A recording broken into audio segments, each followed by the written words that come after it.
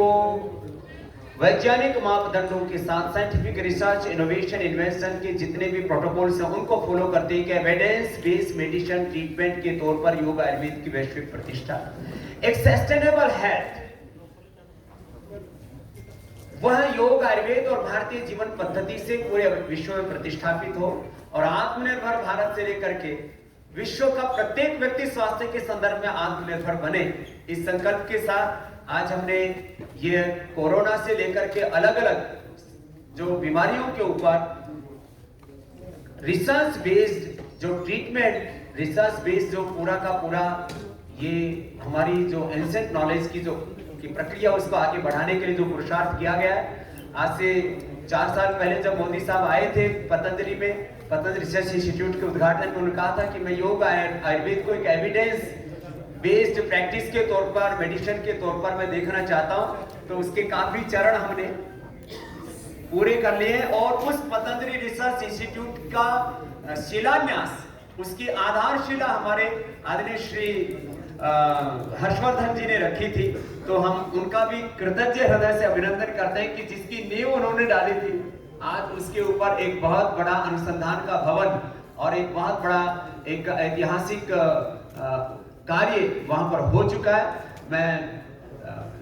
एक एक करके दोनों हमारे अभिभावक रूप यहाँ पर मंत्री हैं, उनसे कहूंगा कि वो अपनी बात यहाँ पर रखें। मैं प्रथम आदरणीय श्री गडकरी जी से कहूंगा कि वो अपने आशीषों से अंत करें। आदरणीय बाबा जी, कैबिनेट में मेरे सहयोगी आदरणीय डॉक्टर हर्षवर्धन जी, आचार्य बालकृष्णन जी, अनुराग जी और उपस्थित सभी मीडिया के भाई और बहनों, मुझे बहुत इस बात की खुशी है कि हमारे योग विज्ञान और आयुर्वेद में रिसर्च करने के लिए आचार्य बालकृष्णन जी ने और बाबा जी ने एक बहुत बड़ी अनुसंधान संस्थान का स्थापना की है। ये बात जरूर है कि हम लोग यही कहते हैं कि नॉलेज हमारे भविष्य की सबसे बड़ी ताकत है।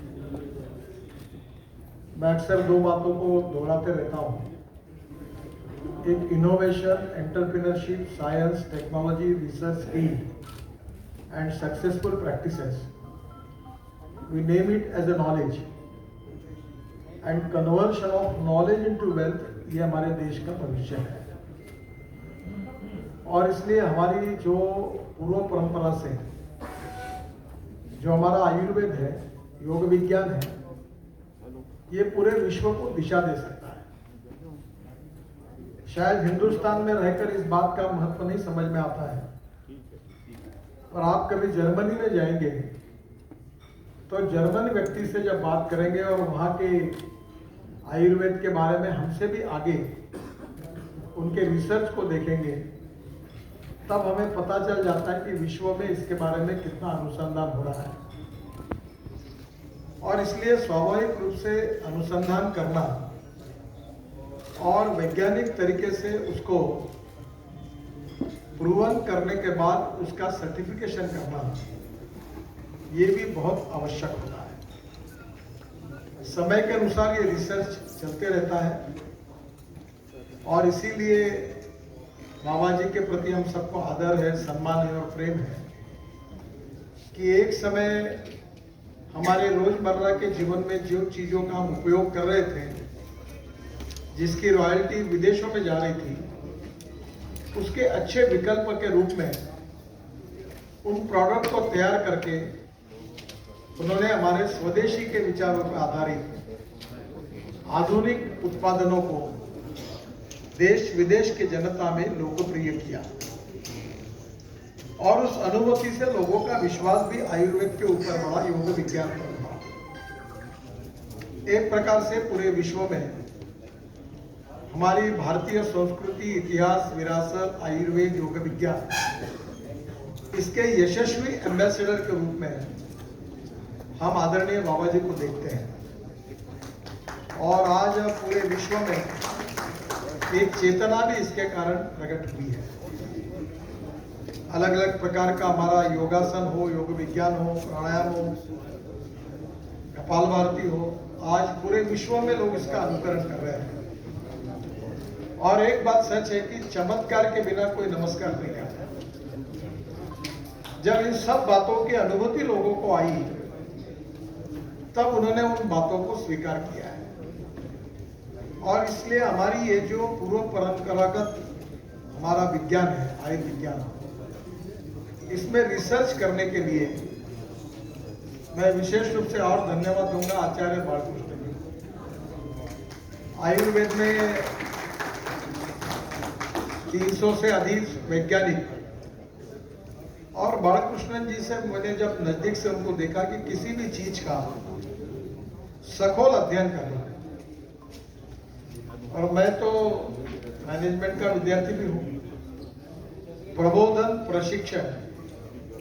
एंड रिसर्च एंड डेवलपमेंट, ये त्रिसूत्री पर हमारी समाज रचना है।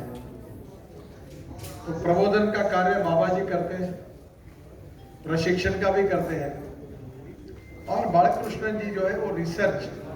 एंड डेवलपमेंट, इसके लिए उन्होंने विशेष रूप से समर्पित किया है। और ये सब वैज्ञानिक है, इनका उपयोग करके लगातार इंटरनेशनल स्टैंडर्ड की वैज्ञानिक लेबोरेटरी की स्थापना करके, और उसके साथ हर चीज जिसके बारे में हम दावा कर रहे हैं कि इसका ये परिणाम है, उसका वैज्ञानिक रिपोर्ट, और वो भी उन्होंने वर्ल्ड के जर्नल्स में ये सब रिसर्च पब्लिकेशंस पहुंचाए हुए हैं। और मुझे लगता है कि जब प्रमाणीकरण होगा वैज्ञानिक लेबोरेटरी के द्वारा, तब उसके ऊपर कोई चर्चा भी नहीं कर सकता, कोई विवाद भी नहीं। और इसलिए सबसे महत्वपूर्ण बात यह है, जिसके लिए मैं बाबा जी को और बालकृष्ण जी को धन्यवाद दूंगा, कि अभी तक आयुर्वेद में हम ये दवाई लो, हम ले लेते थे क्योंकि विश्वास था, फायदा भी होता था,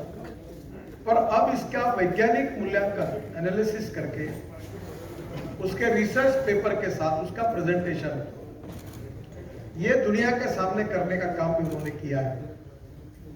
और इसलिए किसी चीज के बारे में हम कहेंगे कि ये इस विषय पर इसका सबसे अच्छा परिणाम होगा, तो रिसर्च पेपर के द्वारा, हमारे वैज्ञानिक लेबोरेटरी के द्वारा, उसके प्रयोगों के द्वारा ये प्रमाणित करने के कारण इसकी विश्वसनीयता काफी बड़े प्रमाण में बढ़ती भी है। हमारे देश में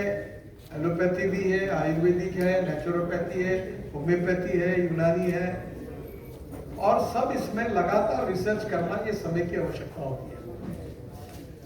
मैं 4-5 दिन पहले मैंने मेरे घर पर एक मीटिंग बुलाई थी, और इसमें डॉक्टर हर्षवर्धन जी के मार्गदर्शन में काम करने वाले अनेक वैज्ञानिक प्रयोगशाला के भी प्रमुख थे,